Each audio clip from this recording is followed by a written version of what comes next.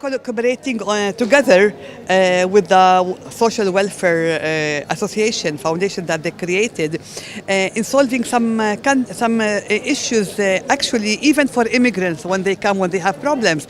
So I have my own experience with them. I have my own experience with them in the case that if we ask them about a problem of any, for example, any immigrants from Syria or from Iraq, or they need help, this foundation is not only for Maltese. I feel that they are also for everybody. And I have a lot of friends, Maltese, from all kinds of society. And I feel that they are doing, you have to envy yourself. Really, maybe you don't appreciate, because I go and visit other countries. I go and see what's going on in the Middle East. You are a great democratic country, open to everybody, open to debate. Look, we are a very open parliament, a very democratic parliament, not like most of the other world, a parliament only for a building. So I envy Malta. And if battered women have a problem, I know that she can go to the police, and she has places where she can be sheltered, where she can be taken care of. I think that you are doing great. You are doing great, really. And with this Mr. Grishti and all his team, we've experienced, and now there is cooperation. You can ask Mr. Ambassador. We're going to make cooperation with your welfare and Gaza and the Palestinian refugees, and you're going even to give help with cooperation, with the experience cooperation with Palestine. So this is very, very important, and really it's not a compliment. I envy you. You have a jewel here. You have a jewel. I think in spite of everything, you have to portray the nice side of Malta. Okay. You have a jewel in the Mediterranean, as I say, and it's very important. Maltese, you are great. You are workers. You work.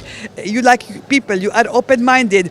You are in two cultures. You are European and Oriental culture, because you are surrounded by all these countries. So really, I'm proud to sometimes, now I live between Malta and Paris more, because my daughter lives in Paris.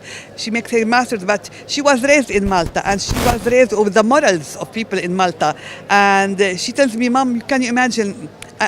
She's now in a very difficult university in France. She said, as if I did not leave the same level. So really, really, you have to be proud of it and portray not negative, because it's not good for the hard world.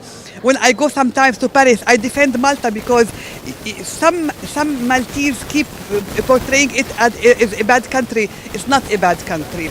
Every place there is problems. In every single place there's problems. But you have to portray the jewels you have in the Mediterranean. I just wanted to ask, you mentioned in your speech that democratic values in Malta are important in order for such issues as domestic violence to be... Because sometimes these issues are taboo. You don't want to go and tell about your husband that he hits his children and he hits you, because in the, still a Mediterranean society. It's still a taboo that you think. If they put him in prison, you'd say, like they say in Gaza, okay. And then the children would say, my children, you put our father in prison. And they will, ask us all the time, why you put, it's shameful that everybody is speaking about our father and you put him in prison. It's a bad spot on the family. So these taboos, women have to speak out. If not, there are killings all over the world. There are honor killing in Palestine till now. A man can kill his sister or his her mother, or his wife, because he felt that she is adultery, and the law releases him. Honor.